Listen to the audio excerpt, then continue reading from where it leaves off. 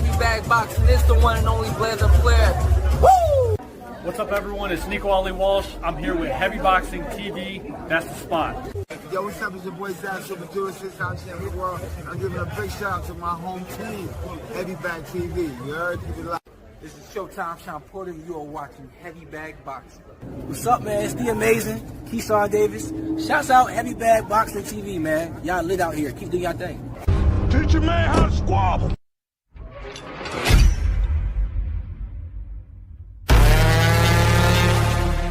Welcome your goofy ass back for more nasty work.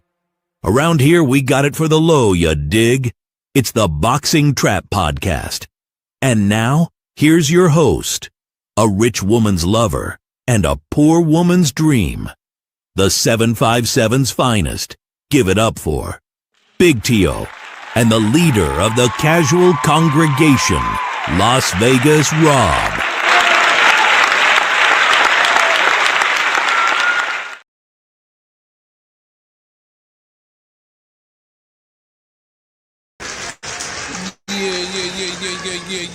Yeah.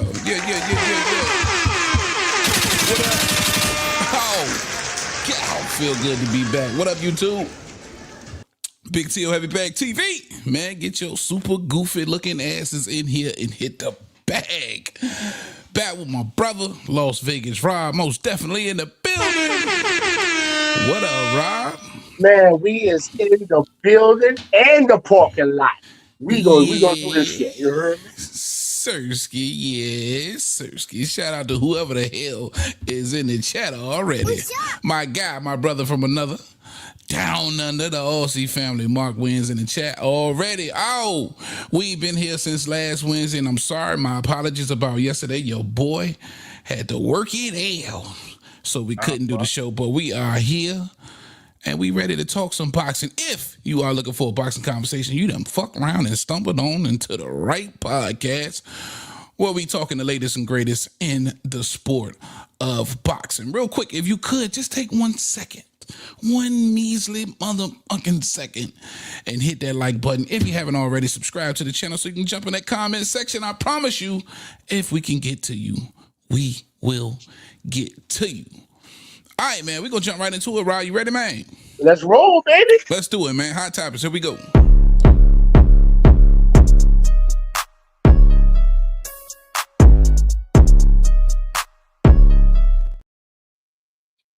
Yeah. All right, man. Hot topics. And there was still a lot of confusion about this, Rob, but damn it, we're going to revisit it again until we got some understanding. What's that? Ja Opataya has been stripped of the IBF Cruiserweight title officially this time, right? They already. out. Yeah. But again, it was murky waters. We were still trying to get an understanding of why exactly the IBF took that title, right? Now, at first, remember the reports were saying that they felt disrespected and all of this other crazy shit. Now it's surfacing and being reported that Ja Opataya's team told the IBF that the Zuffa title was nothing no more than a token. Don't say that. A trophy. Don't you say that shit. Opataya's team. This is according to ESPN now. This is the big dogs that got on the goddamn case. He disrespected Dana? Team told the IBF that the Zuffa title wasn't shit. And that it would not be any type of unification. Now, according to Zuffa, and this is where the disrespect came in for the IBF, it was presented as a world championship title and a unification with the Zuffa belt and the IBF belt. And the IBF said, we not having that shit. Rob, that's what happened, man. Shit. Thank you. Yeah. The Zuffa say we just as prestigious and we is a world title. This is our coming out party. This is a world title championship belt. And I Wait, think this Zuffa is saying why. that? Yeah, this is what Zuffa's saying. This is what Zuffa's Hold saying. up. Is John Team saying it ain't nothing but a token or a trinket? That's what the IBF John is reporting. That's what Opataya's team told them. Oh shit. Yeah. Hey, if I start crying this time, it ain't about the IBF. I'm just crying of with Dana about to do that ball in his team for that bullshit, for disrespecting them. Bruh, are you serious right now? Yeah, man. That's the Hey, word. man. Ron, Shit. where you been at, boy? God damn, bro. Like, damn. Yeah, Hey, so bro. officially, this is what the IBF had to say, or the statement they issued Monday, confirming that Opataya has been relieved of his championship following involvement of the March bout with Brandon Glanton. Said this, okay, the IBF withdrew the sanction of fight 3 days prior and cited that it was misled that Zuffa's championship would be little more than an item that was characterized as a trophy or token of recognition and not eligible for a unification bout. See, that's what they was under the impression. They was under the impression that the Zuffa belt was not a world title and it was nothing more than a token of recognition and it wasn't eligible for any type of unification, and they was dead ass wrong. Bruh, I can't believe this shit. So you hold on, time out. You mean to tell me Zuffa took their good ass money, flew all the way to Australia, and I know from LA to Australia is about 17 hours. And let's add like another hour from Las Vegas. Las Vegas, 18 hours to Australia. Talk to John Opataya, sign John Opataya. Got John Opataya over here to Vegas. Got him a condo. He is now a resident of Vegas. He trains in Vegas. They put $1 million in his goddamn hand. 1.7. And all he fought, 1.7. And all he fought was in front of 622 announced attendees the night I was there. You mean to tell me them sons of bitches disrespect Zuffa after putting money in your hand, got you a place to stay, fed you, trained you, and you gonna come back and slap them in the face, my bad, stab them in the back, and say that shit they got ain't nothing but a trinket? Yep. That's what the IBF is reporting that they was told by John Opataya's team. Let me tell you. Listen, after refunding Opataya $73,000 in sanctioning fees, the IBF held a board of directors meeting on March 19th and voted to move forward with stripping Opataya. Now, IBF had this to say, listen, the IBF wishes John Opataya continued success in his career. Motherfucker. He rose to the IBF rankings to become world champion, one of the highest Okay, achievements in the fighter's career. man. As noted in earlier press release regarding the situation, the IBF rules don't always yield the preferred or popular outcome, but they provide structure and transparency, serving not just the champion, but also those waiting for an opportunity to fight for the title. So, well wishes to you, John Opataya. Y'all niggas thought y'all was slick, Zuffa. Give us this scrap. We don't want shit to do with no Zuffa unification. Well wishes? Are you fucking serious right now? What you think? You think they're about to rush and put that motherfucker back in the ring? Since his belt is up. How many diamonds on that Zuffa belt? 70? 70 carats. They say it's 70 carats. 70 carats? So you don't want the motherfucker. Well, let me tell you like this here, John. Let me tell you how. Let me see how you feel sitting your ass on the shelf on Zuffa until you figure your life out. You get what I'm saying? Hey, bro. Because now if you jive, you kind of between a rock and a hard spot because No, he not. But no, I'm just saying on one hand, you did business with Zuffa because they shot you some bullshit and told you, hey, and we don't know if it's contractual or not. But they say, hey, we're going to do our best to work with the sanctioning bodies in order for you to unify. And on the other hand, you got the IBF saying, hey, you told us that was some trinket shit. And they telling us that they trying to recognize that as a world title and this is some type of unification. That's just blatant disrespect. Bro, so really? If you Ja Opataya, what do you like? Ja is tripping. Because guess what, Ja, or his team? You didn't think them people was going to call and confer with Dana White to see if that was a trigger? What you thought Dana White was going to say to you? Yeah. Ja, you got to make better choices, my friend. Let me tell you something, Ja. I know you're new to America. I know you are, right?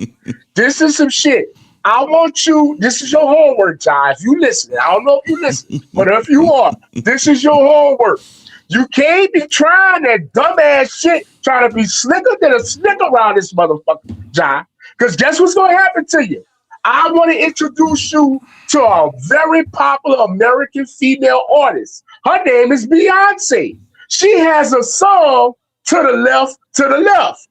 Everything you got, I pack to the left. Let me tell you something, Ja. You keep fucking up, you're going to hit that highway, Ja. It ain't going to be the flyway, Ja. I promise. Nasty work, man. Yeah, I think Kalani got a new song called I Think Your Clothes Are Folded, some type of shit like that. You know what I'm saying? You heard that song? Guess what? That's what's going to be playing on Dana's voicemail every time you call him, Ja. You cannot be doing that, my brother. You cannot. Yeah.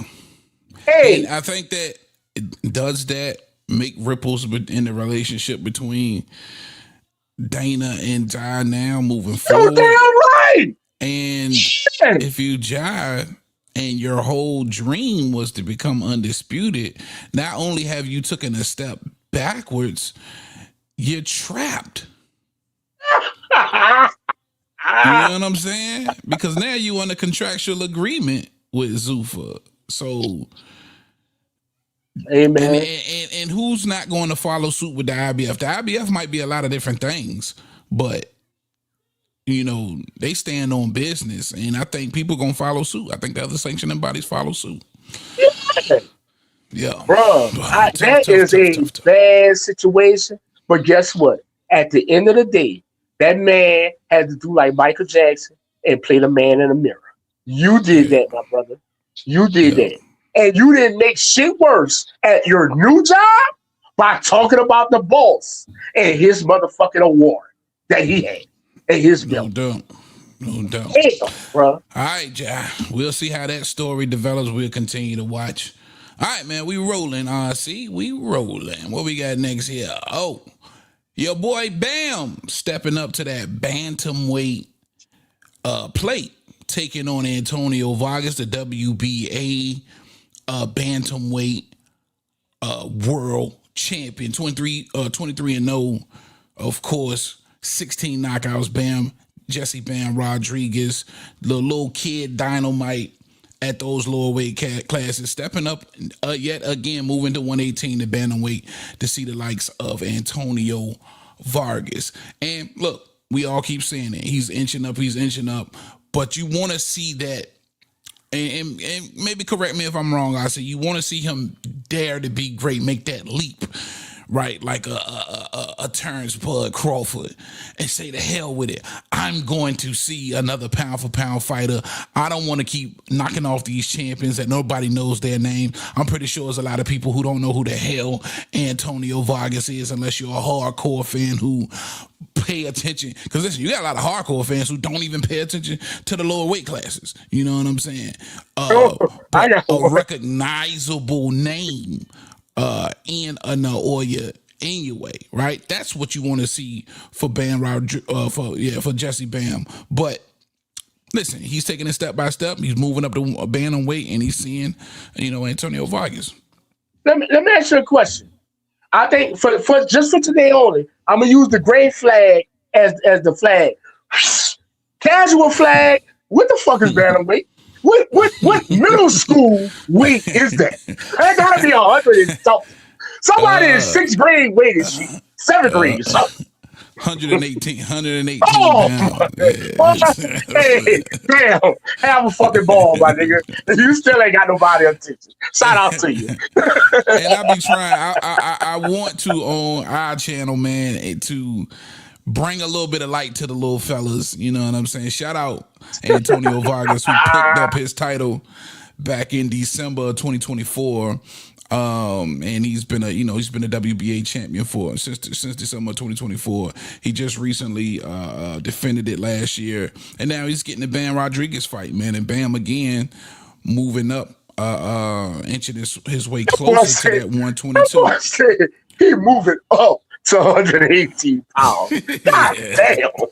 God damn. Yeah, man. Look, the little fellas be getting busy, man. The little fellas be, but again, we want to see, eventually, in my opinion, that Noah Inoue fight. If I'm Inoue, I ain't fighting at them boys too hard at 126. And I would, if I'm gonna go ahead and make one more big splash in the sport of boxing, I would want to fight somebody who sits atop the pound for pound list like myself. What you doing that in me? You doing that in me with this Nakatani? No, man, Nakatani ain't on nobody's pound for pound list. They got some people like for that 122. Say that boy like Top number 10, 2. I don't know about all that. On whose list? I thought Ring Magazine had the boy number 2 at 122. No, let me. I'm talking about the 122 weight class. I ain't talking about pound for pound. I ain't say that. Well, yeah. He's a top. He's a top 22 guy for sure. Matter of fact, they the top 22 guys, I believe it is. Yeah. But I'm talking about pound for pound. Oh boy, you ain't about to get no pound for pound with no 118, 120 pound dude. Yeah. Bam Rodriguez is top 10 pound for pound, and now Inoue top 10 pound for pound. So anytime you can match two niggas on the pound for pound list together, you want to do that. But watch this. Bam pound for 115, right? Yeah. So they talking about 7 pound weight class. Like, damn. I get it. Yeah. But I get it. I get what you're saying, though. Yeah, and that's the problem because it ain't number 7 pounds. It's 7 pounds after this fight with Antonio Vargas that separates him and Naoya Inoue. 7 fucking pounds. Well, shit, bro. 7 pounds a lot to them little dudes. But in the sport of boxing, 7 pounds can be a whole lot.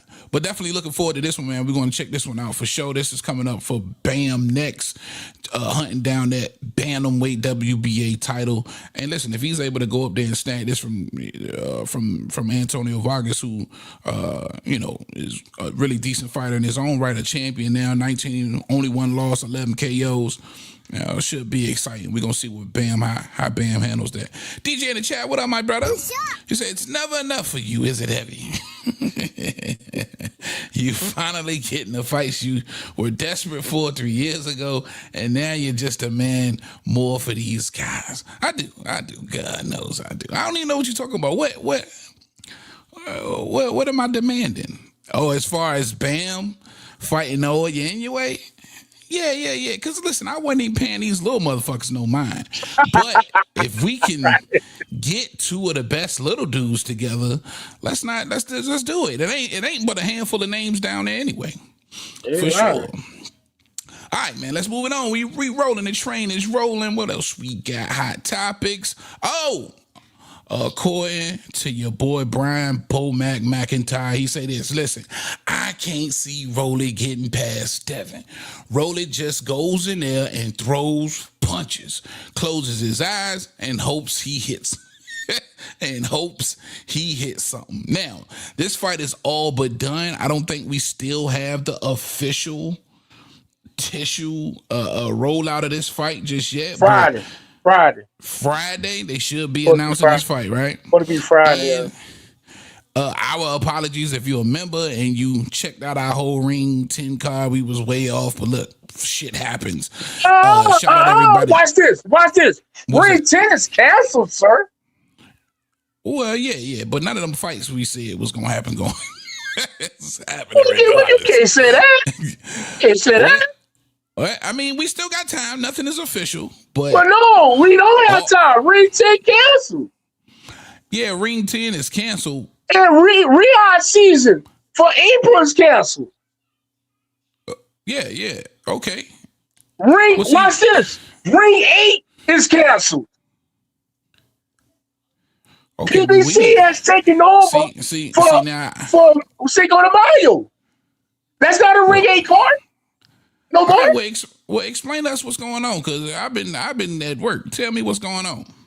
Brother, with the and now we got to get political, and this afternoon's political news. With the uncertainty going on in the Middle East, the annual Riyadh season cards that's usually held in Riyadh, Saudi Arabia, has been canceled for the year of 2026.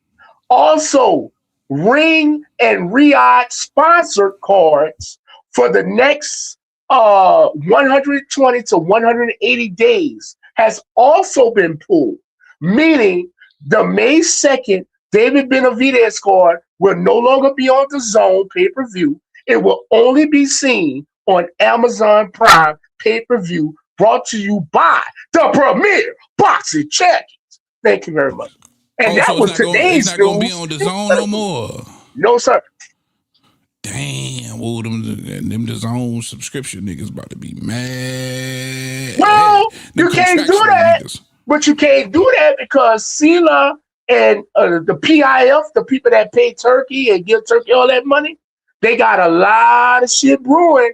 And shout out to Shelton. He came on here first and told us, hey, we're going to have to see. Well, I know this for a fact because the email came to me. That is no longer a ring card. That is a Premier Boxing Champion Cinco de Mayo presentation featuring David Benavidez versus Zerto, only to be seen on Amazon pay-per-view. But none of the fights changed on it. None of the fights changed. You're right. Yeah, it's still all Mexican warfare. But yeah. But PBC and Golden Boy had gotten together and they put it together. And shout out to Oscar De La Hoya and Louis the Coopers. But it will be PBC ran by the ring being black and the ropes being white. And y'all know what that means. Put me box check. PBC for sure. So the David Benavidez, just so I get an understanding of what you're saying, the Benavidez versus Zerto is no longer a ring card. No, that's not a Ring 8 card. No, sir. Not a Ring 8 card. So as far as we know, Ring 8 is postponed. So Ring 8 is canceled. Is now PBC presents David Benavidez versus Zerto. That's what I'm saying. Ain't no postponement. You can't say that. Be determined. Ring 8 is to be TBD. Yeah, and you know Turkey not gonna go away. Shout out to Turkey. Hope y'all get y'all shit together over there, man, and y'all stay safe. All our fans in the Middle East. But Ring 8 is like TOC. It can be picked up later. You get what I'm saying? Yeah, but to be determined. No. So, hey, ain't no throwing Rob. I told you, fuck you, Rob. You Ring 10. What happened to Ring 10? Well, Ring 8. What happened to Ring 8 and Ring 9? Ain't none of them shits. Fuck y'all. Hey, hold on. Mr. Honda is moving in on Nakatani versus motherfucking Inoue. That was supposed to be a ring card. Remember? Mm-hmm. So we don't even know that yet. Okay. All right. So maybe, I guess Turkey won't be involved in this fight as well. We speaking about Devin Haney and, of course, Rolly Romero with Bomac. What's that? Go ahead. Let it out. Friday, got it. the press conference gonna let y'all know exactly what the fuck going on.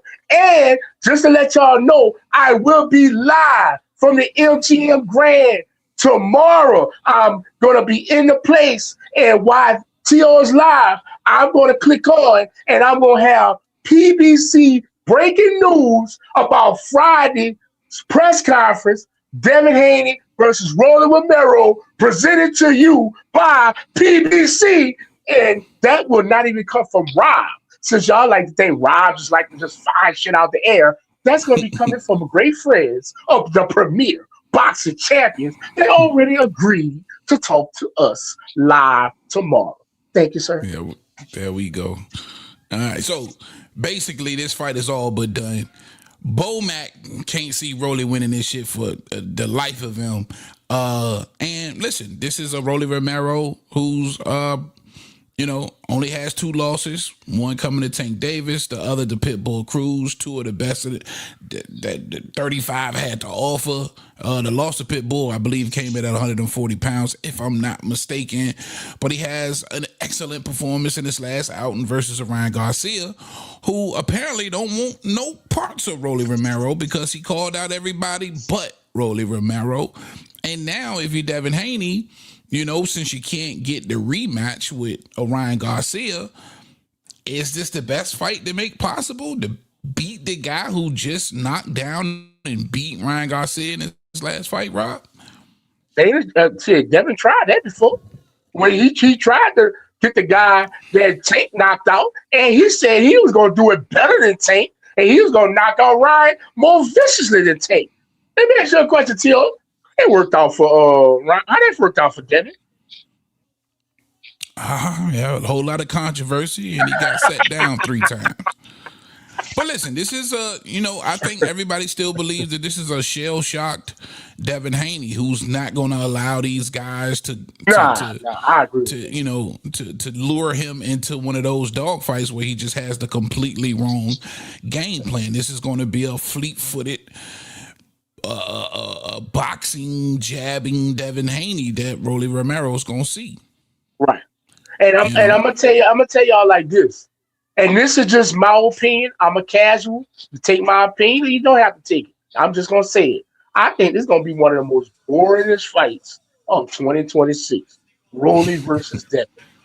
Devin ain't gonna get nowhere near Rolly. Rolly don't have the ring IQ. Rolly don't have the feet.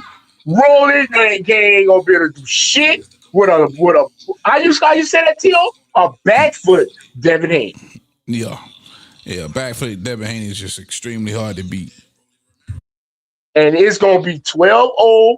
And what Tio like to say, a lot of grabbing, a lot of 1-2, get out of there, punch, get out of there. They might even start booing. Guess what? Yeah. And the new WBA welterweight champion of the world. And that's just my opinion. I just think when you got a Devin Haney who's alert, who's aware, who's using his footwork, who's jabbing, and most importantly for him, clinching, you don't really stand a chance. Somebody like a Rolly Romero don't stand a chance. You know what I'm saying? I think he'll spend most of his energy tied up trying to get out of the clutches of Devin Haney. But I can't 100% agree with Bo Mac because I do believe it's some skills there from Rolly Romero, even though they awkward and it just seems like he don't know what he doing. I think he knows what he doing. And I think when you look at that Ryan Garcia performance, at least he was able to hold the phone. He was able to completely negate the left hook. And he didn't come to find out Ryan got somewhat of a right hand, even though I think Barrios is trash, but he was able to get that off, but he wasn't able to get it off versus a Rolly Romero. So we got to give Rolly some kind of goddamn. You know what that Rolly fight gonna look like, bro? You want to keep it real? Like that Regis fight? Like that Regis fight? Mm-hmm. Y'all gonna be saying, oh, another masterclass from Devin. That's what Devin fans gonna think. Gonna blank him 12-0. But see, I think Rolly's more explosive than Regis, though. So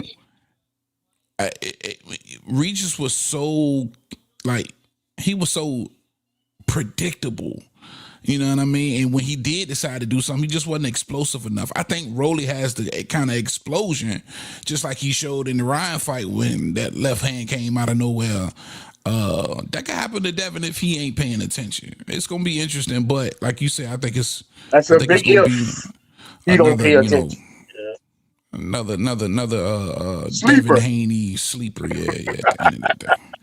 And I ain't hating, man, but I'm just saying, man. We at this point, if you don't know what you're getting from Devin, then you just fucking lying to yourself. Right. You know what I'm saying? Right. Same with Shakur. If you don't know what you're getting from Shakur, you lying to yourself. And not to say that they're not great in their own right, because they are. You know what I'm saying? I think Devin Haney is a great fighter, one of the best fighters in the game, period. You know what I mean? But that shit ain't, you know what I'm saying? That shit don't get the juices flowing for a lot of fans, for sure.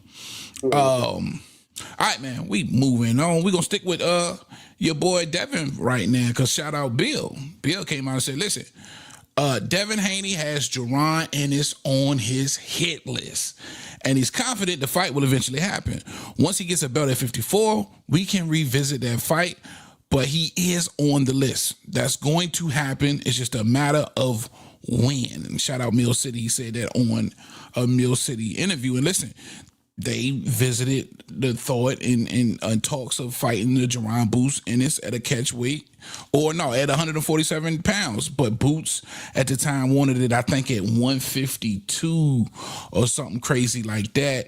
And Devin Haney and them just didn't want to do that, because he was basically saying, I had never fought at 47. Why would I go to 52? And again, when you're talking about these small amounts of weight, the 4 or 5 pounds for some of the smaller weight classes, I guess it just does matter that most. A future fight between these two, Rob, is that something? You know what I mean? That's something that get it flowing for you, man, and kind of put your antennas up. None of this shit get the flowing for me unless it's in Vegas and I'm about to get paid. But other than that, hey man, I'm gonna tell you something. If and all the reports are saying Jerron Boots Ennis versus Xander Zayas, Saturday, June 6th. I want to say that's Puerto Rican Day weekend in New York City, MSG. If and the week before, May 30th, will be Devin Haney versus Rolly in Las Vegas. If them two can both become unified within a week apart, I see both of them stepping into a voluntary holiday season. Get down. It's both gonna be a voluntary form. I mean, I ain't gonna say get the juices flowing, but I can see it happening, like Bill said. I do. Yeah. I just like the fact that he's saying that that's an opponent that they could potentially see, and I think that's another reason why you got to give Devin Haney so much credit, man. Him and his father, because they are willing to fight most of these guys, in my opinion. I really believe that, and you got to give them their stripes for wanting to do that. Right. All right. Something that I did want to visit real quick, because it caught a lot of headlines, and that's Ryan Garcia. It looks like he's having lunch with David Benavidez, and they're having a conversation. Let's check it out. Bro, I really wanted to fight Shakur bad. I just don't like those people that think they're like, you're not the best, bro. You're not even showing that you're that like that in the ring. Like, it's one thing to win a fight, it's another thing to show, all right, I'm like that. Yeah. And he's out here saying, oh, I'm the best. Like, bro, you're not the best fighter, bro. There's a lot of guys that are monsters, bro. You're not a monster. But I feel like you're like a puppy. If he thinks he's the best and he's already willing to go up to 144, just go up 3 more pounds. You know what I mean? It's the same shit. You're not going to struggle. Fuck. Exactly. You eat. All right. And you see David Benavidez, the remark that he made, and it's how I feel a lot of the times, but at the same time, I never fought professionally, and I don't know just how much that weight, that difference is going to make. You know what I'm saying? I think about a street fight, and nigga, I don't give, a lot of the times, you don't give a damn how much a nigga weigh. It depends on how much he disrespect you. But professionally, you got to respect it, because you don't know at the end of the day. A lot of people feel like that Ryan performance or the Devin performance he had against Ryan was because Ryan was an overweight Ryan, right? It's a ton of excuses out there. But Ryan basically saying, listen, Shakur, you ain't like that. And Benavidez basically saying, listen, if he believes he's the best, why not just say the hell with it and go 3 pounds north to 147 pounds? Rob, does Benavidez make a strong point there? If you believe you're the best fighter in the world, is 3 pounds going to hold you back from proving it? Well, I mean, that's all subjective, bro. We don't know how a person going to feel. You know, the man already going, he really 135 to keep it real. Yeah. So, I don't know. David may not be thinking that he's going to return back to 35. He's just going off what he just saw at 40. You get what I'm saying? Yeah. So, I mean, it's subjective, right? I personally feel like it wouldn't be right for me to comment and be like, yeah, he's right. Go up to 3 pounds, 4 pounds. Nah, I wouldn't say that, but it's subjective. It's all to how the boxing feel. Like I said, at the end of the day, man, they got to get out there and perform at that weight they agreed to. You know what I'm saying? Yeah. I don't know, though, man, because when we looked at the size comparison with him and Teofimo Lopez at 140, it just looked like Shakur was right there with him. There was no significant size difference, and I think that's why so many people is just pushing for him to defend Lineal in the WBO at 140, right? Because I couldn't tell a difference at all in that fight. Shakur looked just as big as Teo did, in my opinion. And then when you see him versus compared to some of the other fighters behind the scenes or behind, backstage, he just kind of looks just as big as these guys. Even Keyshawn Davis, who's a little bit bigger than Shakur, but when they're right there together, he just doesn't look that much smaller, if at all, than a Keyshawn Davis. So, listen, I kind of agree with David Benavidez to an extent, again, because we don't know. We haven't been there.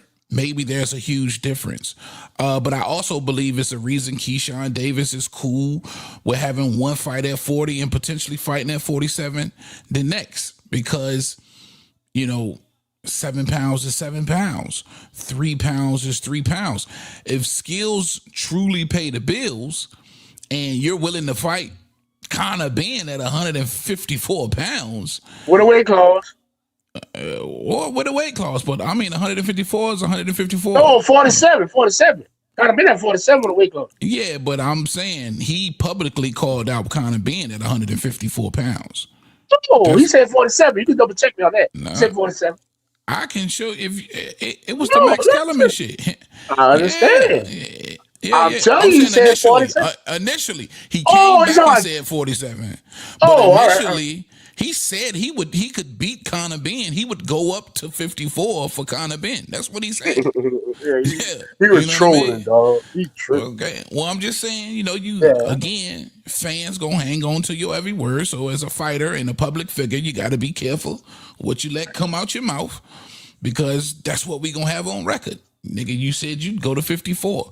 And if you would be willing to go to 54, there's no way you're not going to be willing to go to 47 for Ryan Garcia's. That's what I'm saying. So I get what David Benavidez is saying. Now, he did have a rebuttal to David Benavidez calls David Benavidez's comment out and says, listen, I'll fight Ryan at 47 when you move up to heavyweight and fight Usyk, which it's kind of ironic that he'll be fighting at cruiserweight, 200 pounds, and that's just a pound north of cruiserweight, basically, to fight Usyk, which is something I think David Benavidez would eventually do if he wanted to. Not saying that he wouldn't, but I didn't think that was a strong comeback for Shakur Stevenson, because you had the smaller weights, and again, we talking about 3 pounds, my brother. At the end of the day.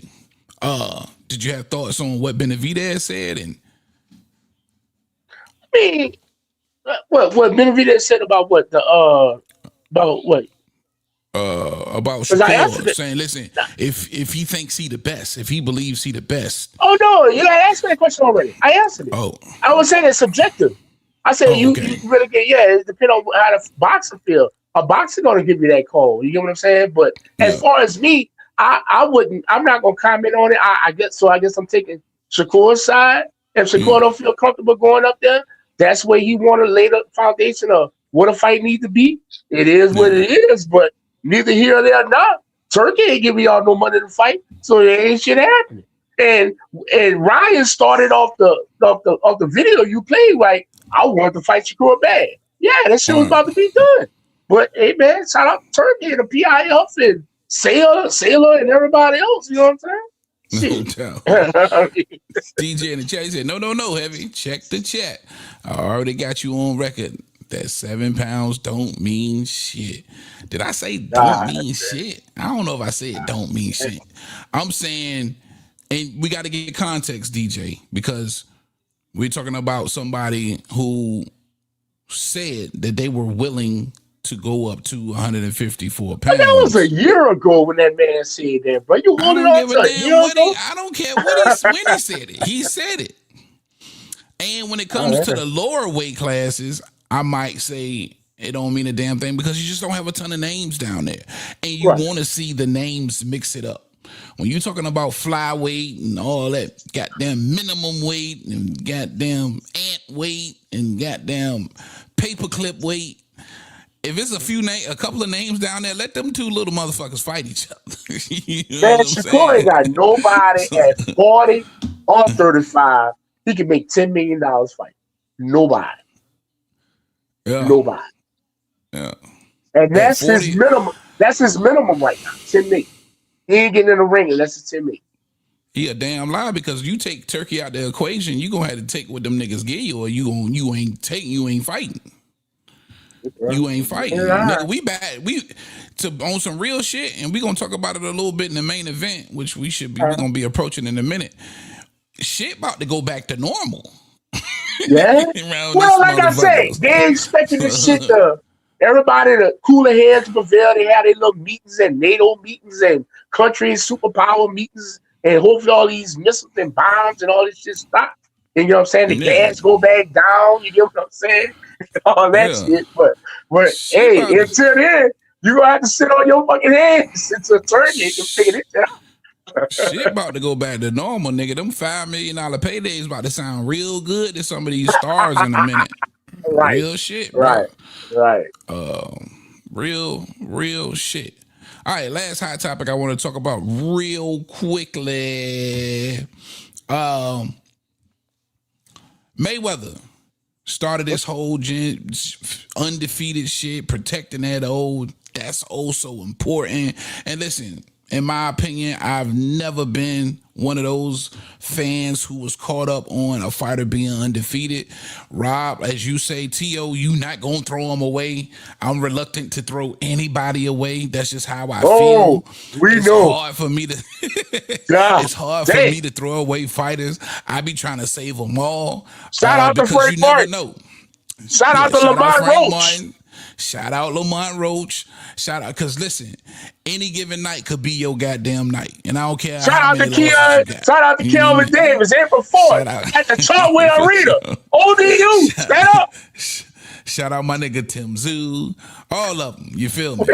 Who? See, I ain't gonna get started. You trolling. Shout out Earl Spence. Shout out to No, I'm not. Look, any night you could fuck around and be on top of the world, man. It could be your night. It could just be your night. Shout out Floyd Schofield. Oh, shit, he's still undefeated, man. But no, that brings me to the question, RC, and I definitely interested in what you got to say. When you think about all of the undefeated fighters, and this is a picture with a list of them, all of the undefeated fighters, who do you believe loses that O? Who do you believe, and it don't even have to be on this picture, but an undefeated fighter that you could think of, who do you believe is just the inevitable that O must go? And for the chat as well, if you guys shout out somebody on Kick over the hill. Shout out is that over the hill? Appreciate you being here, brother. But yeah, for the chat too, man. If Bruce Gas Boxing, what up, man? Salute. It's been a minute, brother. If you can think of somebody who's undefeated, but you feel that inevitably that O must go, who would it be? Who's getting beat, in your opinion? That's an interesting question. Yes, sir. Damn. Let me go with the obvious choice, man. 135 pounds, bro. Let's go with Kid Schofield. Kid Austin. Floyd Schofield. Floyd Schofield. Yeah. And it's gonna go in 2026. 2026. He gonna make Oscar work. Oscar have to work him back. Hold on, Ossie, because I want to make it a 2-part question. So, who do you think loses the O, and who do you think has the best chance to go on and do what Floyd did and become 49-0, 50-0? Yeah. Well, I ain't gonna lie. The best chance, but he gonna have an asterisk on that motherfucker, and I don't even believe I'm saying this. It may be Devin Haney, depending on how Bill moves him, because Bill moves him master. Yeah, I'm not lying. Because what Devin, what 35, 36 right now? What fights? Yeah. Nah, like 32, 33. 32, 33? Yeah. And Devin's still young. Devin's still like 26, 27. It's either be Shakur or Devin. Shakur or Devin? Yeah. I can dig it, man. I can dig it. And the reason why I'm saying Devin is the way Bill moving. Like, Devin can get knocked out, and if he gonna get sued, somebody gonna get sued for the shout out the ruling. And he gets sued for knocking Devin out. You may get that motherfucker back. You know what I'm saying? I don't know. I don't fucking know, dog. I don't know. Well, shout out to Bill, man, and the Haynes. Go. I'm gonna go. Man, undefeated right now. I gotta go Xander Zayas. I think he loses. I think he eventually loses his O. I think a couple of these niggas. Try not to pick an obvious, because that's what I did. I was gonna say Xander, but I'm trying not to pick an obvious.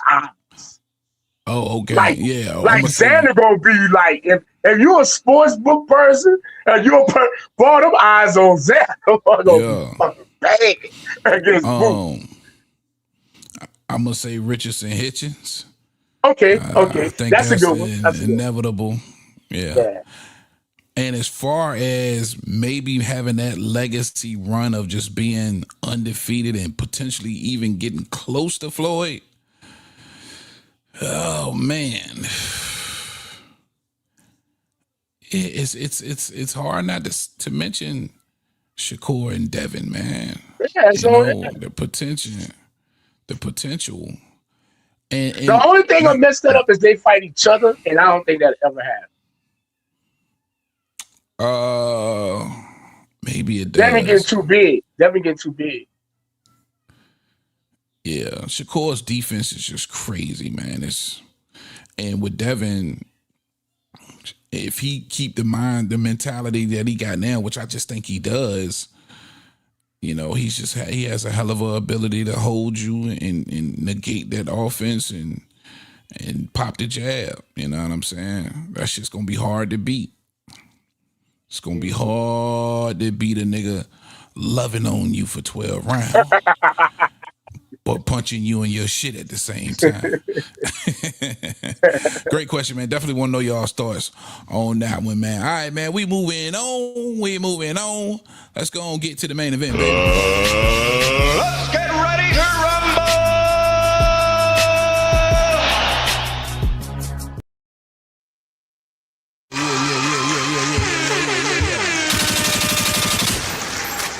All right, main event.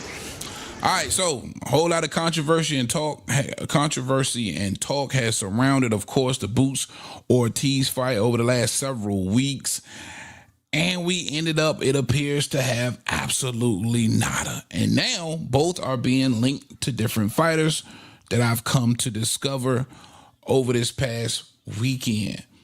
And according to Sebastian Fundora, and it almost appears he's just overlooking Keith Thurman. Listen, there's a lot of people who's not giving Keith Thurman a shot in hell at beating the Tower Inferno. And I understand, all right? You got a 37-year-old Keith Thurman.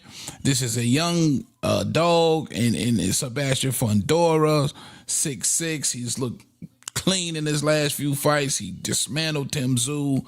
He's a tough out for anybody, especially a 37-year-old who's only fought twice in the last 7 years. So not much stock in a 37-year-old Keith Thurman.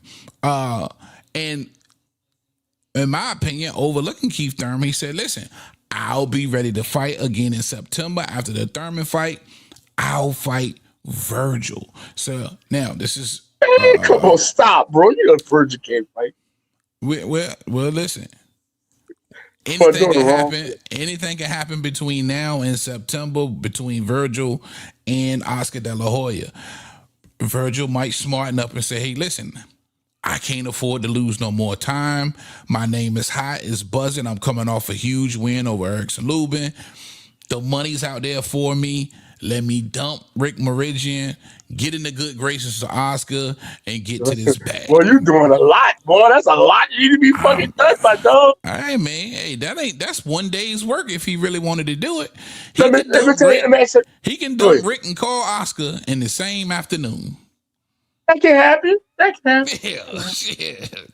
Did you see the latest Golden Boy poster that came out this morning?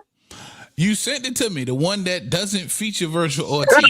All right. Well, go ahead. Hey, and I get it. There is some bad blood there for sure. But man, you know, again, a lot of this stuff can be remedied with a phone call. And hey, boss, you got the biggest dick. I'm sorry I ever pulled mine out. You know what I'm saying? Let me pause. But let me get my money. Let's get back to it. And you know, this could very well be a potential fight in the near future for Virgil Ortiz. And listen, it also lines him up with Jaron Ennis. We about to get to that in the next topic. As far as being champions at 154 pounds, if Virgil Ortiz could take care the Towering Inferno. All right? And Hold on. So you're not giving Virgil much of a shot at beating Sebastian Fundora? Hold on. Let me pull out my paperwork. This ain't gonna take long. I promise. Nobody got much time. Okay, I got a list that was given to me by PBC. They actually got to work today, and they gave me a list of the following medical insurance companies that will not insure you if you get it between the ropes with one, Sebastian, the Towering Inferno, Fundora. One being United Healthcare. If a fighter's insured by United Healthcare, your coverage will be dropped. Humana Medical Insurance Company will drop your ass. Aetna say right here, they not covering your ass. And just to add it, as of Monday, March 24th, added to the list is Blue Cross Blue Shield. They will not fucking insure you if you get in a ring with the Towering Inferno. Is you fucking crazy? Well, no, I see an asterisk. Okay, Humana said they would rather insure you if you were the rider of a 1300 series Suzuki crotch rock before they fucking insure you. They get a ring with that man. It's so crazy. And shout out to Mark Witt, because I know he ride motorbikes. This fun door. Mark Witt, this think fun about door it. hype is terrible. They will fucking insure you. They get on a crotch rock before they a 1300 series Suzuki motorsport motorcycle before they insure your ass to fight Sebastian and Somebody, was somebody insuring Keith Thurman? Somebody insuring Keith Thurman. He out of pocket. He out of pocket. Guess what? When he go to Sunrise Medical Center on Saturday night, the ambulance is out of pocket and the critical care will be out of pocket. Sorry, Keith. Come on now, dog. Come on, man. It's all about paperwork right here.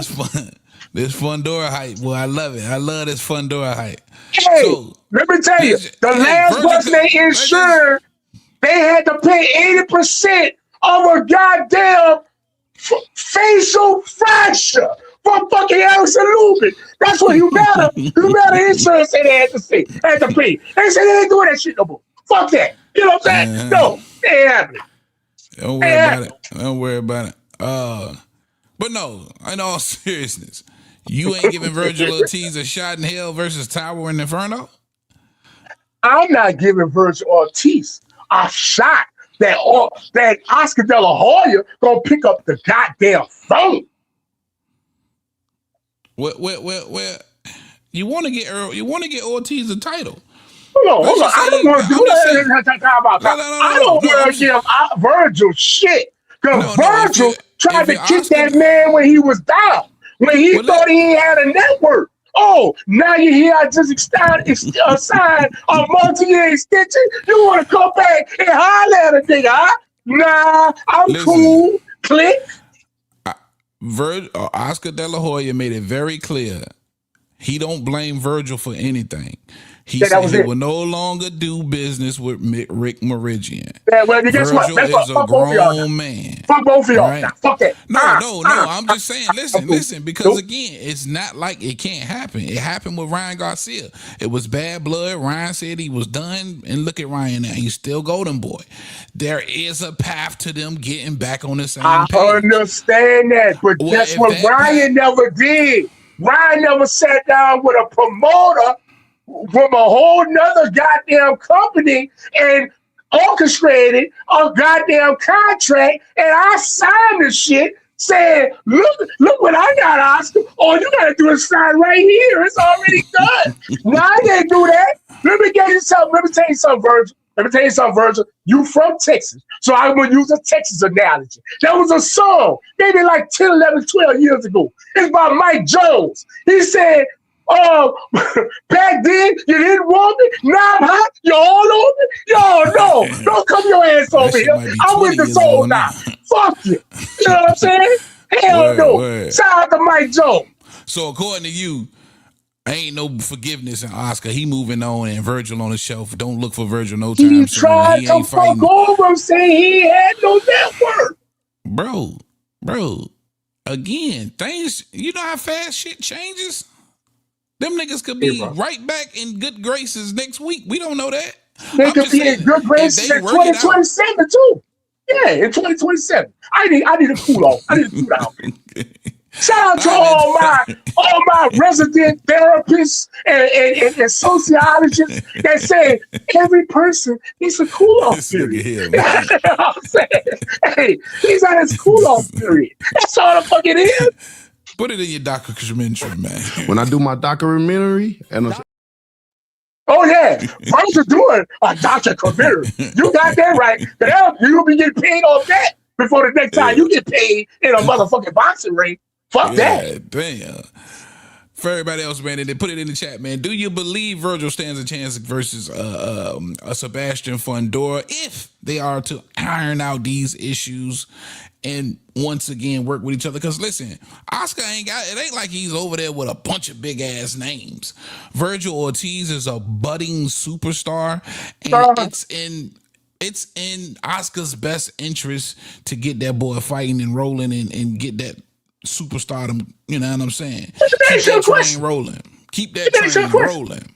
What's that? Virgil been big Fundora mandatory ever since he watched Lubin in the first round.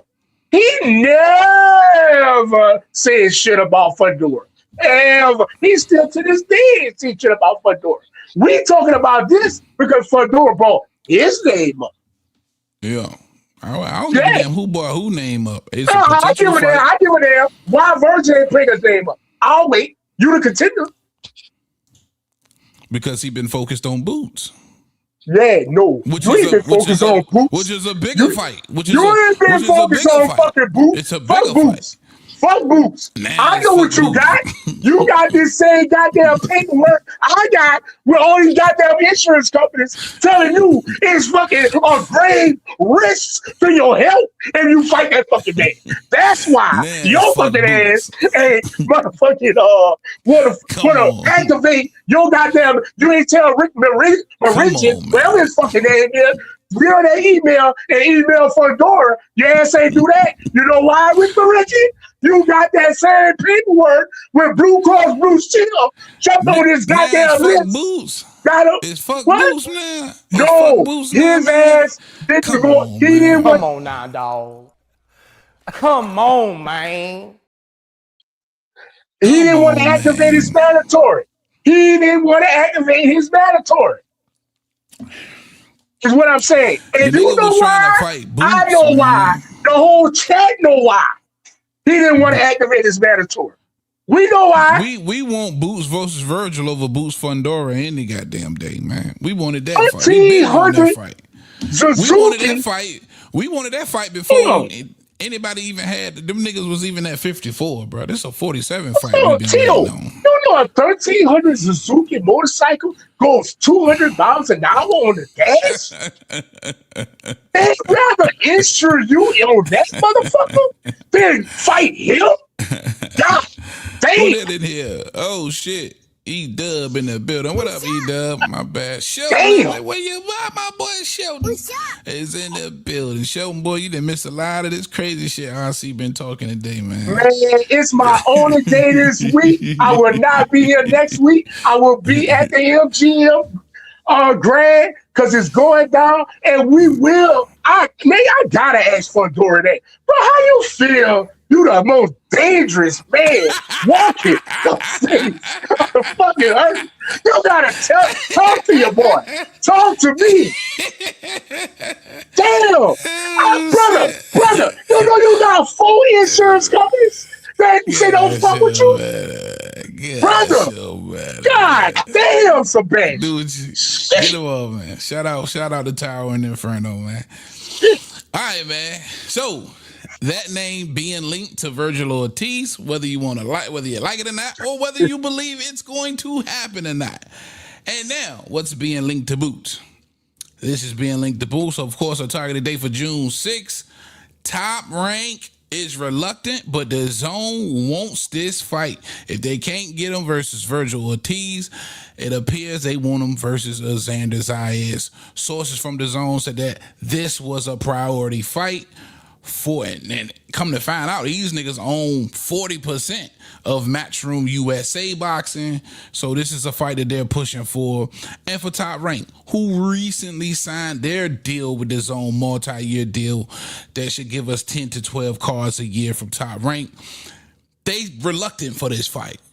But the pressure from the powers that be at the Zone are pushing for Jaron Boots and Xander Zayas. Shout out to Xander Zayas, who posted on his social media starting training camp. Now, I think that gives us all the indication in the world that this fight is all but done. But listen, this is a sport of boxing. You just never know. But more than likely, I kind of feel this one. I feel that this one next. I see that this one make the most sense now moving forward. The Virgil shit ain't working. Boots lined up with a Xander Zayas for that unification. Well, I'm gonna say it like this, man. Shout out to Top Rank. Y'all are newly signed. Y'all just got over there.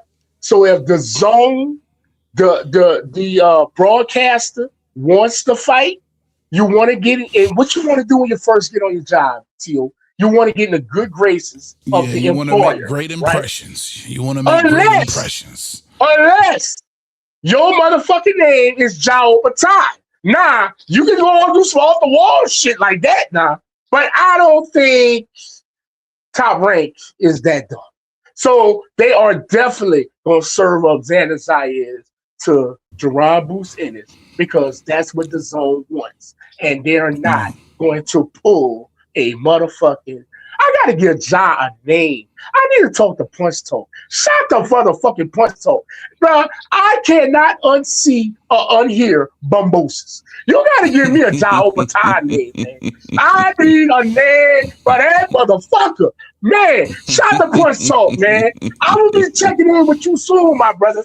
Got to talk to you. Yeah, for real. He came with George Bumbosis. I can't stop saying George Bumbosis. Yo. I feel you though. I mean that shit fit him perfectly. It really, really do. But hey, real quick on another note too, before we get back to the topic, that's a great matchup. A comeback fight for Teofimo Lopez versus Kambosos. He beat you the first time. You had the excuse in your back pocket. You were sick. You had some kind of lung situation. Teofimo Lopez and George Kambosos. Both of them. George who? Bumbosis. Shut the press up, man. Bumbosis. Go ahead, George brother. Bumbosis. Damn, that's fucked up. But yeah. Both coming off L's, right? I think Bumbosis' last fight, you got me saying this shit too. Kambosos' last fight was against Richardson Hitchens. He gets knocked out there. Teofimo Lopez gets embarrassed by, of course, Shakur Stevenson. And what way to work yourself back if you're Teofimo Lopez? Go try to avenge the one loss that you had on your record before Shakur Stevenson versus a Kambosos, where, you know, you seemed like an extremely poor sport in that post-ring fight interview, and you gave your excuses. Fight him and come back. And listen, that's a big fight for Kambosos. I know he'll do it again for the money. I think I got it. I was talking to a great Australian friend, and they tell me in the land of Australia, when a person cries and he always got a fucking problem and it's never his fault and he always crying, they call them type of people in Australia precious. I'm about to call this motherfucker Ja or Precious. Oh, Lord. If you got hate in your heart, man, let it out. Oh man, hate.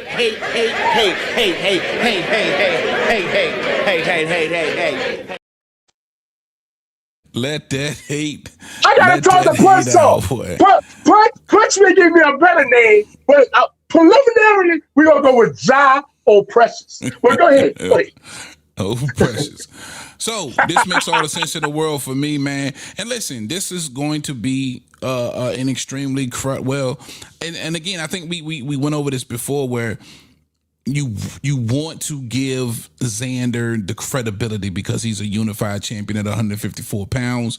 And like I always say, listen, you become a world champion for a reason. Obviously, you had the goods somewhere to get that far. So I don't want to discredit a win for Boost if this fight actually happens and he does beat Xander Zayas. But a lot of people, and because I know the sport of boxing, is not going to give him a ton of credit because, listen, Xander hasn't been a name. He won a vacant world title. He didn't beat anybody for that first one. And then he beat a no-name world champion in a boss in this last fight to become unified. A lot of people going to say, hey, man, that's the easiest road to unification that they ever heard of.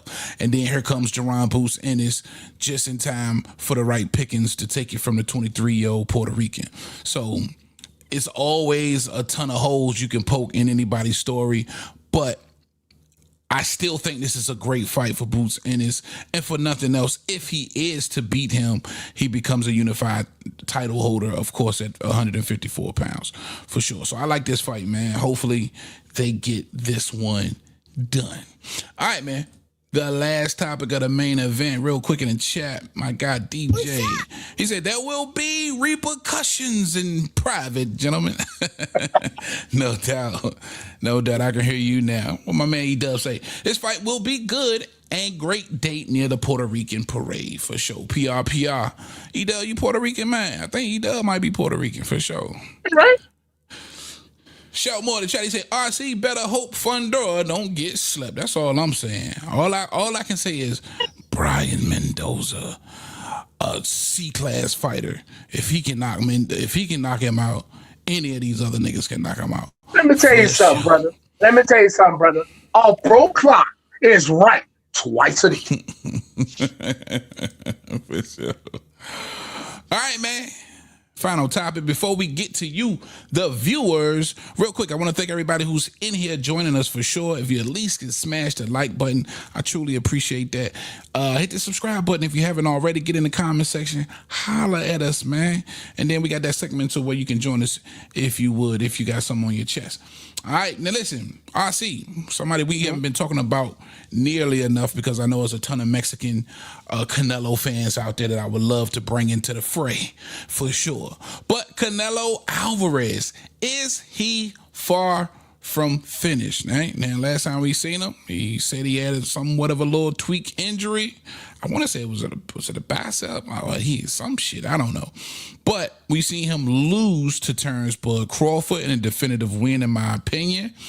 And now it's that question. Like, listen, he's the old dog now.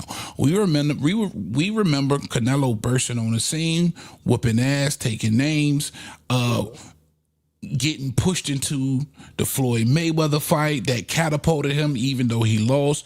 And he has reigned over the sport of boxing for years now. Has held the titles at 68. It seems like forever. Now those belts have been dispersed. You have the emergence of some young up-and-coming hungry fighters like a Hamza Shiraz and Billy, and now a Lester Martinez. And you have some options out there for Canelo Alvarez. Let me ask you, RC, can Canelo reign again? With Christian and Billy being the WBC champ, and now and Resendiz the WBA champ, and I think the WBO and the IBF are still vacant. But that's the question. Can Canelo, does he have it at 35 years old to sit atop the division again? I mean, Canelo will do what he want, man. Canelo earned that. I mean, you know when Canelo got my respect, and I worked this fight.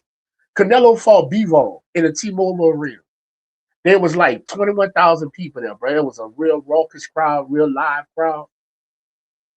And Bivol beat the piss out that man. I ain't lying. He beat his ass. And as we were walking out that arena, I was going to my car. I was going home, bro. Long day, long night. And you know, Canelo fans were looking at me saying, where you going? Where you going to drink? Where to go to drink? Where to go where? I'm like, what you talking about, man? You're not upset?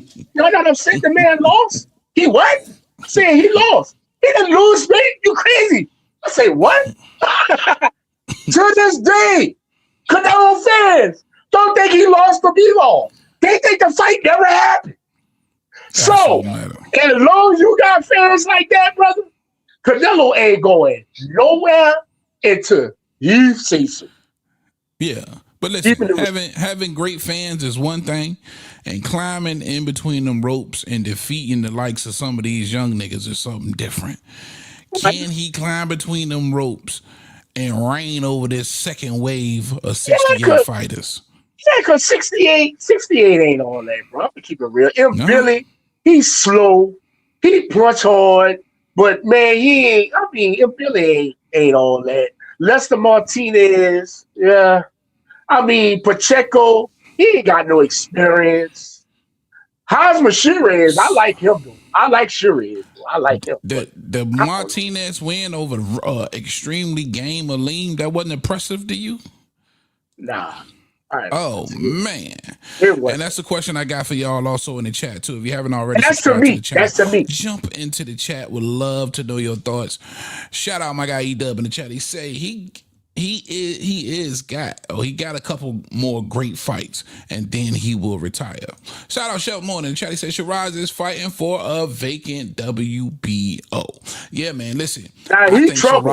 He trouble for Canelo. Yeah. I think Shiraz is a nightmare matchup for Canelo, and I think Lester Martinez has a really, really good shot because these are guys with good work rates, and I think that's what you need versus Canelo as well. But when you think about it, and I wanted to highlight this one too, man, because if nothing else, this could very well be next for Canelo Alvarez, Lester Martinez, and Canelo I think he got him Billy. That's what everybody's saying. That's all the reports say. Yeah, and Billy is the WBC champ, if I'm not mistaken. That could very well be next. And listen, when you think about the short list of opponents that's next for Canelo, you could either do the Bivol rematch and try and catch him coming back off the recovery injury, but hopefully he'll be trying to stay sharp for Benavidez. I think that'll be more competitive.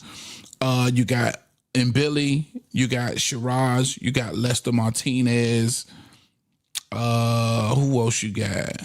Man, he need to fight Benavidez, man. Fuck all that. Make Benavidez come down. Make Benavidez come down. That shit over with. I just don't. That shit gotta happen. I don't think Benavidez ever goes back to 68. Oh, boy, for that fight he would. You think so? Gee, that motherfucker. This dude about to fight at cruiserweight, bro. But man, I'm telling you, he's that determined to get that opportunity, bro. He want to show everybody all what he has done was to defeat that man and get his hand raised against that man. He just had something to say bad about Crawford. Yeah. He said, man, all I could do when I saw that was be like, that was supposed to be me. Yeah, I saw that. He said it would be a problem with him ever being friends with Terrence Crawford. Yeah. One, because he beat his brother, and two, he got the Canelo fight before him, and he felt like that should have been him getting his hand raised. Right, and I'm about to tell you something, man. That's still in that man's mind. That's still in that man. That man gonna do whatever he got to do, whatever needs to be said. That man already said, "I'll take 5%. I just want to fight." But that's when he was still somewhat close to 68. I think it's still that. He had only had the Vostok fight, and that might have been right before the Vostok fight, his very first 75. Now you got to think he's 3 fights into 75, bro, and about to fight, already signed, and will be fighting this year at cruiserweight. But I just feel like to me, that's that determination that's in his mind. If Canelo will be like, yeah, I'll fight him, he'll do it. Bro, he'll do it. I think. And now the Canelo win also just doesn't mean that much. I can see if he was still, who you and who I? No, because you got to think this was a career 68 guy, and the David Benavidez lost the belt twice. He runs through 68 the first time, become champion, runs through that shit again to get back in line for Canelo, never gets to fight, and is basically forced out of 68. Now you're going to come back to fight Canelo at 68 for nothing? Bro, I'm telling you, it's to him, whatever little thing it is, and this is just me, this is not no report. I just feel like that man will not let that go. He won't. He not letting it go. I just feel like that. I don't think you're going to let it go until you get that fight. I can dig it. All right. What we got in the chat? My man Sheldon in the chat, he said, Alvarez versus Mbili in September. That could very well be. Or you might see Martinez. He might go after that low-hanging fruit. Because you got to think, Canelo's going to be out for an entire year. Does he come back right into a title shot? Or does he try and get some kind of tune up before he actually goes for the title? Billy is a tune up. Fuck. Damn. Fuck him, Billy. Like Billy is a fucking gangster. Billy ain't no fucking body. Man, that motherfucker struggle against Lester Martinez. All that goddamn blood and front of bro. But goddamn, dog. Fight, bro. Well, guess what? I look like Billy the low hanging fruit to fucking me. Fucking Billy. Oh, Billy. Fuck out of here. A lot of volume with him, Billy, man. A lot of volume. Yeah, a lot of volume. He ain't dropping shit. He ain't dropping that. E-Dub in the chat, he said Martinez would lose against Canelo. Ryan Anthony in the chat. What up, Ryan Anthony? He said he not fighting Benavidez for sure. I belong with you, bro. E-Dub in the chat, he said, what about a Caleb Plant rematch? What, for who? Man, Caleb playing wash, man. You gonna leave him where he is. I thought you don't throw people away. He need to take. Yeah, no. I'm saying he need to be worried about Jamal Charlo. You know what I mean? Let's put him over there. I did. Yeah. No, I ain't throwing him away. Well, Yeah, you already say wash. Well, see, when I say wash, throwing them away, meaning I don't think they'll ever regain a world title. I can't see Caleb Plant beating none of the titleists at 168 right now. So yeah. That's when I'm certified throwing you away. When I can't see you regaining any kind of title. You know what I mean? I feel. Shout in the chat. He said Benavidez is never coming back to 68. See, tell him, man. Shout out Chauncey Billings in the chat. What's up, man? What's up? Canelo versus Deontay Wilder. My man in the chat just talking gibberish. That you want. Shout out to my casual congregation, man. Let them rock, man. Let them roll. My nigga said Canelo. Deontay just dropped a video. He's tearing the heavy bag up. Shout out to Deontay. Crazy. You bullshit. Wait, don't be on that documentary. Don't you be on that documentary. Put it in your documentary, man. When I do my documentary, put it in your documentary, man. Oh, that shit don't get old, dog. That shit don't get old. God knows it don't. All right, man, it's that time of the show. If you got the balls to holler at us, let's do it. Word on the streets, man.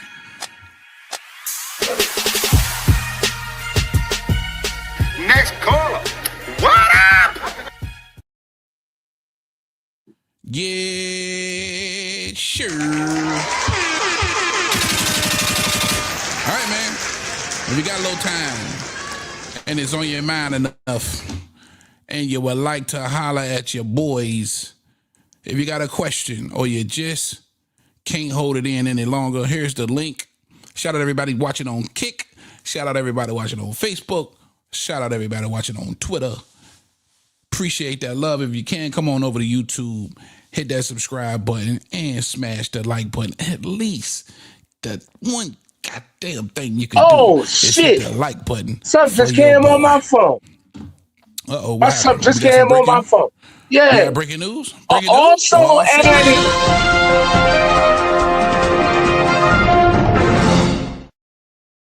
Also added to the non-coverage of fighting Sebastian Fundora, your local state Medicaid and federal Medicare. If you hold fucking Medicaid, don't fight Fundora. We back now. I thought you guys over here. All right, who is that in the lineup? Oh, the usual suspect. Shelton Moore is on the panel. What up, Shel? What up, y'all? Here I see up here tripping, man. All that wild, you know it. casual shit he talking. Gotta love it. You gotta love it. Hey, man, did y'all hear? Hey, RC, I know you heard about it. I know you laughed all the way to your car, too, when you heard about it. Yeah. Berlanga is in talks to get a $10 million deal from motherfucking Zuffa. Some guys have all the luck. I can see that. I can see that. Some guys have all the luck, man. A $10 million deal with $10 million for 4 fights. 4 fights, $10 million, man. Oh, well, let me tell you something. Hold on. Let me get this straight. Berlanga, it's rumors that Berlanga is talking to Zuffa for a 4-fight, $10 million deal.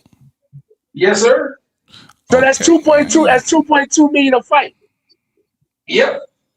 Oh, goddamn. 2.5 million a fight. 2.2. He said 4 fights for 10 million. Oh, 2.2 fights, 10 million. 2.2 a fight. Okay, gotcha. But here's the problem. Here's the problem for Berlanga, y'all. You know they know 68 at Zuffa. He don't give a fuck. He can't make 68 anyway. He gonna go to 75. He went drain everybody. And you can look at the list of 75 pounders at Zuffa. I don't think Berlanga beat none of them dudes. None of them. At 68, you don't think Berlanga beats nobody at 68? There is no 68. Zuffa don't have 68. Zuffa don't have 68. They go from middleweight to light heavyweight. Light heavy, yeah. So you got to go to light heavy. Oh, for real? Right. For real. Okay. So do they? Is they shit They don't have still no like 140. the old shit? They don't have no 140. They don't have no 154. They don't have none of that. They don't have welterweight either, huh? No 130. They don't have none of that. No, they got welterweight. They got 47, Oh, they don't but have they 54. don't have 40. They don't have 40 and 54. no, they have 54. They don't have 130. They don't have 140. They don't have 154. They don't have 168. Oh man, hold on. If this is true, that Berlinger getting $10 million guaranteed for 4 fights, getting 2.2 a fight, man, heavy. Y'all need to go check on Ja Over Precious, because he probably somewhere about to slit his fucking wrist some fucking well. Oh, god damn! Them Australian niggas gonna find your ass. You ain't never got to worry about that fight happening.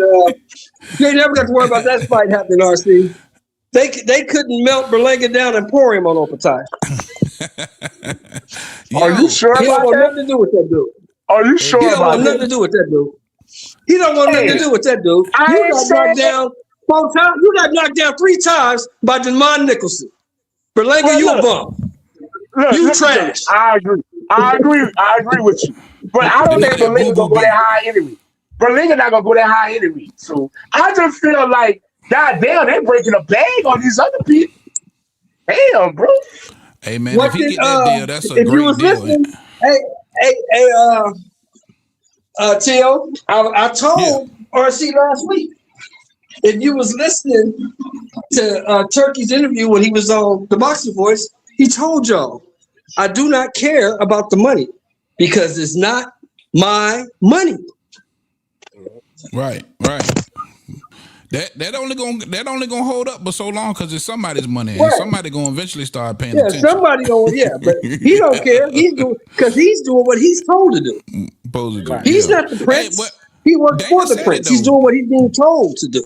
Dana say we signing everybody, and it's been also talks about Berlanga versus your boy Conor Benford. What's his name? The junior, the Nepo baby. The other Chris Nepo Eubank. baby. Chris Eubank Jr. Yeah, so that could very well be in the works too. Because listen, if you ain't, that fight could potentially do numbers, and you only gonna be paying. Is Eubank healthy though? Is he healed up? $2.5 million. He ain't even got to be all the way healthy for Berlanga. He just roll that bullshit out. That's bullshit. Nobody care about that fight. Shout out Berlanga, man. If he gets that deal, that's a great deal for somebody. If he gets that deal, hey, shout out to him. That's what I said. I said, RC, some guys have all the luck. Yeah, man. Well, luck like a mother. when you say luck, is it Mario Barrios luck or Rolly Romero's luck? All 3 of them dudes got the same kind of luck. They got dumb luck. All 3 of them dudes got dumb luck. They just get paid for nothing. All 3 of them. Shout out Ryan One in the chat. He says Berlanga versus Hot Rod. I like that. Hot Rod. That's a good fight. That's a good fight. I think Berlanga gets stopped. I think Berlanga gets stopped. Hot Rod was getting his ass. I think the entire fight. He was getting his ass whooped the entire fight and come back and knocks out Alexander Vostic with that uppercut, that right hand, knocked him out. So that's a good one. But I think Vostic, even though at 38 years old, I think Vostic beats Berlanga. I don't think Berlanga can beat Vostic. Damn. Gosh, oh man. I think Berlanga could. I think he can beat. Damn, Vostic. Man, I think Berlanga could beat both of them niggas, man. It's you gonna get a focus. I don't think so. Berlanga, man. I saw him get knocked down and beat around the ring by Demond Nicholson, bro. That dude is not very good. Hey, Demond Nicholson gave Boo Boo a run for his money too. Yeah. Yeah, he gave. He didn't drop Boo Boo. He dropped this dude twice. Well, I don't know though, man, because they didn't call that shit a knockdown, but it looked like he dropped Boo Boo ass in that fight. You remember? He looked like Nicholson. I saw that. Look, I watched it from all Shelton. I remember that fight. I thought he dropped Boo Boo ass, but they ain't call it a knockdown. They didn't call it a knockdown. Man, that's good news. That's crazy right there, man. Crazy work, ain't it? He does. Hey, look, and I heard my man. RC versus Wilder. I heard my man. RC versus Wilder. They want you to fight Wilder. No doubt. No doubt. I heard my man RC talking about. Was you talking about you giving Keith a chance, RC? Wait, what? You wouldn't give Keith a chance. Let me tell you something. Let me tell y'all something. You know what's so crazy? In a few seconds, I'm about to ask for y'all picks for the fight this weekend because I'm not going to be on here tomorrow. I'm going to be at MGM Grand with Keith and with Fundora. All right. But I'm going to be asking y'all picks. And I'm saying it to say this. And this is, and I want everybody to pay attention. This is due to what I do on a regular basis every day and my close proximity to fighters and what I do in real life. I can't even bet in real life, y'all. I can't even play the sports book. So I cannot, in good credence and good well-minded, go online and give a pick. You get what I'm saying? Right. Just to give y'all a little bit of shit I know. I'm the one told y'all that Richard Hitchison wasn't gonna make it. So if I did that shit for real, nigga, I would break the fucking internet. So I can't do it. I can never make no internet. Right. I can't make no picks. Right. So I'm gonna start with Sheldon, then I'll go with Heavy. Sheldon, who you got this Saturday night? Tyler Inferno versus Keith. 1-time third. Look here, man. Check it out. All I got to say is this. That dude fought 4 times in 7 years. That dude done fought 4 times in 7 years. Ain't none of them out. Ain't none of them out. In the four fights in 7 years. That boy gonna whoop on Keith something vicious, man. He gonna beat the shit out of Keith. All right, Heavy. It's your time, baby. I know we're doing it a day early, but I ain't gonna be here tomorrow. Listen. Who you got?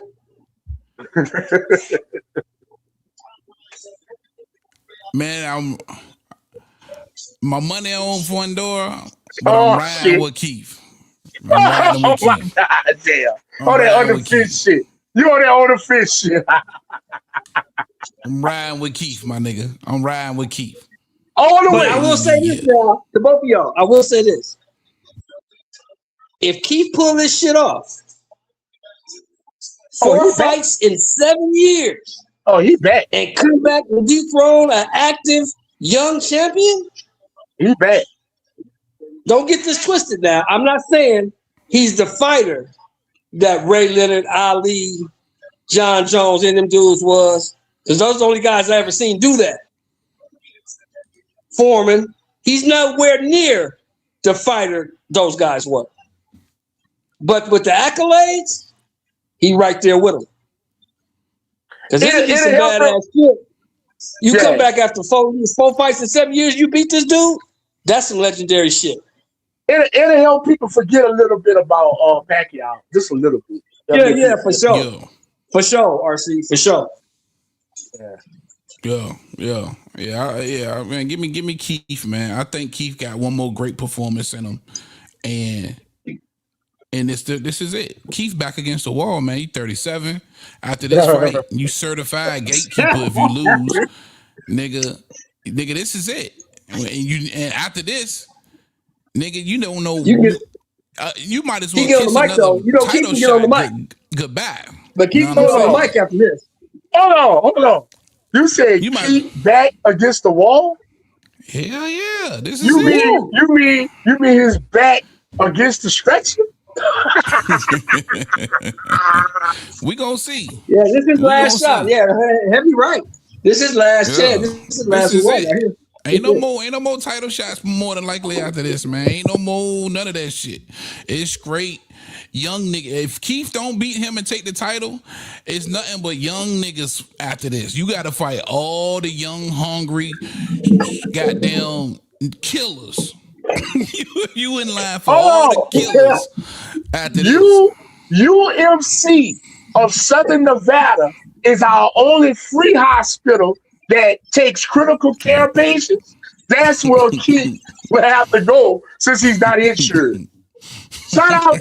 Now, be careful at UFC. That's what Tupac died in. But don't worry about it. Don't worry about it. You can go over there, Keith, and you should be fine. Yeah. UFC. See what I'm saying? You hear this shit? Hey, Heavy, let me ask you this, Heavy. You think Keith lose this fight, but he put up a good show? You think Keith will go ahead and hop on the mic after this? I would.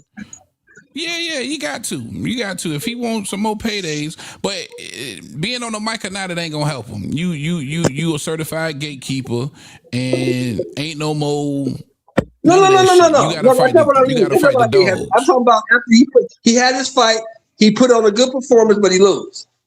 Right. I'm saying, does he retire and start talking boxing? Because you can talk boxing longer than you can box. Oh, you talking about like become an analyst? Because I do believe that's in his future. I can see Keith doing that. If I'm him, then yeah, man, 37. You'll be 38 this year, later on this year. You know what I'm saying? Go ahead and hang him up, man, and start your broadcasting career. You know what I'm saying? And I think he'll be good for broadcasting too. You know, so yeah. For sure. I think people are perfect for that. I gotta get up out of here, y'all. I gotta roll up out of here, but I will try to make a little call in while I'm live tomorrow and bring y'all bring you with me inside of MGM Garden tomorrow. And y'all motherfuckers, I bet not have Fedora on side of me when he hit that goddamn leak. Because I'm about to tell you, I'm gonna be asking that man some wild ass questions. Like, man, how you feel walking around as a terrorist? You know what I'm saying? It's a whole PBC card too. So keep your eyes open for Jamal Charlo. Remember, we got to get Jamal Charlo. Keep your eyes open for that nigga, just in case he is, being that this is all PBC shit. All right, RC, man. I appreciate you, my brother, and I'm gonna give it to you a little bit later. Yes, sir. Shout out to Sheldon. Everybody in the chat. Brother. Oh, yes, sir. Shout out to you, Sheldon. Shout out to everybody in the chat. And we'll be seeing y'all Monday. We're gonna be recapping this fight that's going down March 28th, Amazon Prime pay-per-view. Keith Thurman versus Sebastian Fedora for the 154 Super welterweight WBC championship of the world. Until then, bro, we're gonna see y'all Monday, bro. At least I'll see y'all Monday. All right, brother. Peace. All right, my brother. We'll see you later, my brother. Man. So let me ask you this, Heavy. What happened to that Charlo fight? What happened to that Charlo fight? Did he pull out or did they pull him out? Yeah, so the reports was Charlo pulled out, but it didn't give any details of why he pulled out. Okay. And I like I said, I always got my conspiracy theories, and I just feel like there's probably way more money on the table to try and work something out with him and Caleb Plant. You know, they got the history. Caleb Plant slapped the shit out of him, and but this is a title shot. But it's more like, do you make the bigger bag versus Resendiz on the undercard, or maybe you potentially headline your own card, get the bigger bag versus a Caleb Plant. And Caleb Plant versus Charlo, I don't give a damn if it is a belt on the line. It's a bigger fight than Resendiz versus Charlo. I'm sorry. Absolutely. And you know PBC, man, those old dogs, they don't mind making them headliners. You know what I'm saying? Just like right now, they about to put Keith Thurman. He's a headliner, and I don't see why they wouldn't make Jamal Charlo and Caleb Plant a headliner. So yeah, that's their own fight. Yeah, they could make money off of that fight. They just gave Carlos Adames a headliner against Ammo Williams. Yep, they did. And that was just on the zone though, right? That was just on the zone. Yeah. Real quick, E-Dub in the chat, he said, Heavy, who is going to be on the undercard of Manny Mayweather 2? Any info? I haven't seen no undercard for that yet. I haven't seen the official roll out of that fight neither. I don't even think they've officially announced that yet. Just like they haven't even officially announced this Rolly Romero and Devin Haney fight. So right. I don't think that fight's gonna happen. I hope it doesn't. Just yet. I truly hope it doesn't. just like I don't think this Mike Tyson, if this Mike Tyson Mayweather exhibition was going to happen, we would hear more about that too. That's supposed to happen in April. That's next month. Yeah, No we was info hearing on about that. Jake Paul and Mike Tyson for months. Yeah. So I don't think that's happening yet neither. But I do think Manny Floyd happens, but they're saying for September. So we got a long time to put a undercard together for that one. Oh, for Manny Floyd? Yeah. Yeah. I think Manny Floyd does happen. I think it does happen. I don't really care to see it, but I think it does happen. But no extra info on that. I can't wait though. It should be a good undercard. I heard he don't even got Canelo Moulton no more. That Canelo Moulton is with Manny Pacquiao Promotions now, which is he's with Manny Pacquiao Promotions. Yeah. Damn, that's because I'm thinking now that Floyd about to have all of these fights, we gonna see Canelo. What's that? What do you see for that kid? Because he's too short to do anything in my opinion. He's just so little. He's a little thick ass black Nick Ball, man. I like him. But no real, like, I thought he had like more devastating power. Like these stoppages that he's getting, they ain't like the class of fighters that he fighting, he's supposed to be flatlining them, and he's not. Right. So that element isn't there. And he's still very much, when you look at these fights, he's still very much an amateur, doesn't quite have that pro style yet. Just a lot of work involved, man. You know, he needs to be developed a lot more, man. I like him, but you need a lot more development. I don't see him like seeing nobody really, really good anytime soon. Like, then now I think he's supposed to be at 140. At 5'3"? That's not going to work out well. He big as hell. He big as hell. That's not going to work out well, bro. That's I not don't want to give y'all no misinformation, but I think his last fight was like at 135, 140. Yeah, he's too small. He's too short for those. They got him listed at 5. That can't be right. This should say 5'8". I know this nigga ain't no 5'8". Nah, he ain't 5'8". Right. I think it's like 5'5". He's like tank height. Okay, yeah, he's 5'4". He's 5'4". Yeah, he's a little bitty dude, man. And this got him listed at 5'2". Come on, man. They got one say 5'8", one say 5'4", one say 5'2". This shit crazy. He's a little bitty dude, bro. That's all we got. He's a little tiny ass dude. And see, yeah, they had him at super featherweight, and he just last fight was just at lightweight, 135 pounds. But when you look at what we've seen from him so far, how well, Andy Cruz beats him, Abdullah Mason beats him. All of these guys beat Carmel Moulton right now. So a lot of work to do. Yeah, they beat him fairly easy. For sure. All right, Sheldon, anything else on your mind, man, before we get up on out of y'all? No, that was it, man. I just wanted to run that past you, man.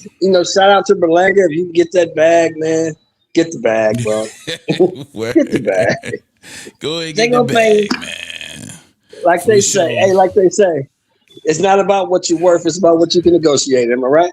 That's it, man. That's what it's all boiled down to. What they willing to give you, man. For sure. All right, Big Show, man. I appreciate that love, I'll see you tomorrow, and we'll talk more about the big fight on Saturday, and I'll definitely be here Monday for the recap. Yeah. We gonna put the scalpel on it tomorrow, man, and dissect that thing for sure.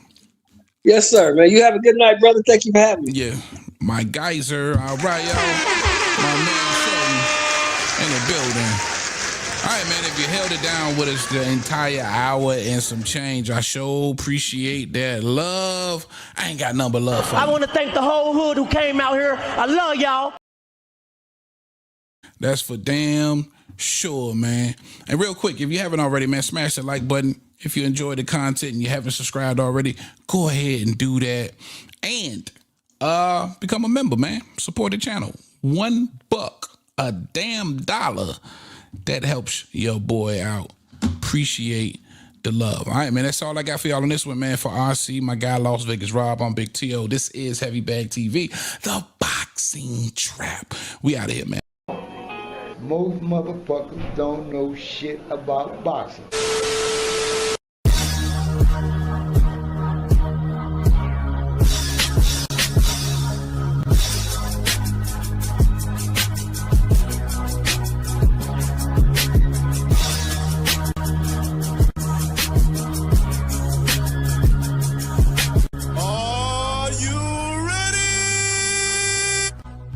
Shout out to Heavy Bag Boxing. It's the one and only Blazer Flair.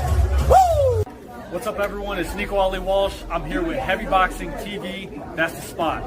Yo, what's up? It's your boy Zach, Super Duo, 6-time champion world. I'm giving a big shout out to my home team, Heavy Bag TV. You heard? Keep it live. This is Showtime Sean Porter, and you are watching Heavy Bag Boxing. What's up, man? It's the amazing Keyshawn Davis. Shouts out Heavy Bag Boxing TV, man. Y'all lit out here. Keep doing y'all thing. Teach your man how to squabble.